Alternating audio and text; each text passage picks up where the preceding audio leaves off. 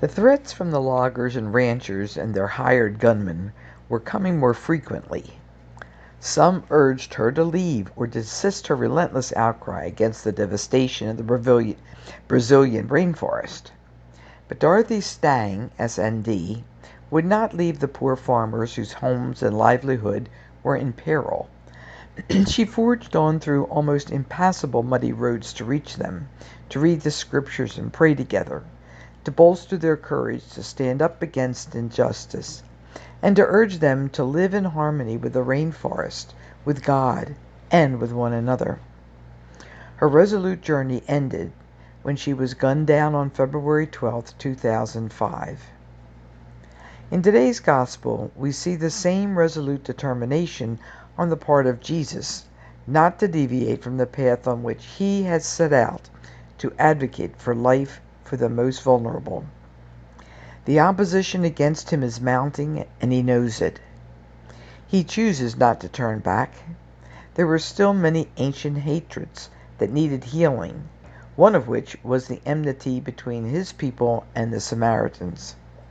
He tries to meet them in their own territory, but they will not receive him. The infuriated disciples want to do as Elijah did and call down on them fire from heaven. Jesus instead urges them to peaceably journey on to another village with him. En route, Jesus encounters three potential followers. Many commentators understand these as people who were initially enthusiastic, but are not able to embrace the serious demands of discipleship once Jesus articulates these. But each encounter is left open-ended, and we are not told whether or not the person does ultimately follow Jesus.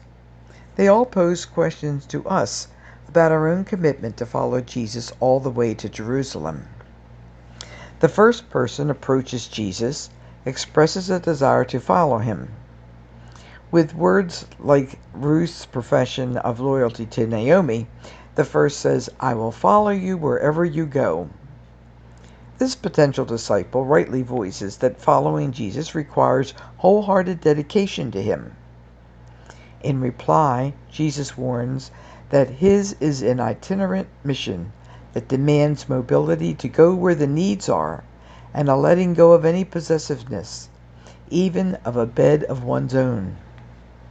In the second encounter, Jesus initiates the call to follow.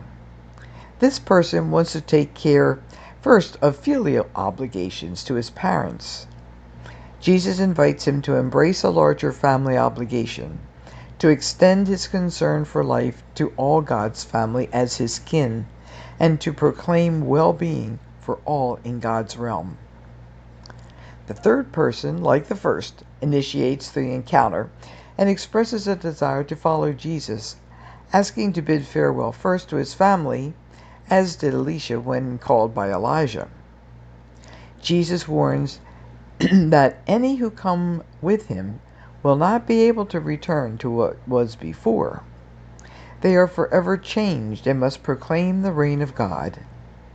Just as Dorothy Stang could not leave the people she had come to love in her 40 years of ministry in the Amazon rainforest, so disciples must follow the path of Jesus until their own moment of being taken up in death and resurrection.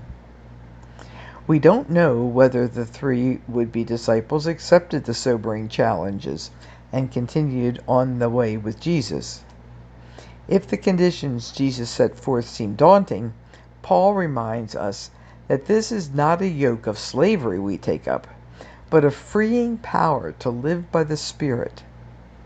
Just as Elijah clothed Elisha with the mantle of his prophetic power, so Jesus' disciples are wrapped in the protective cloak of his loving Spirit.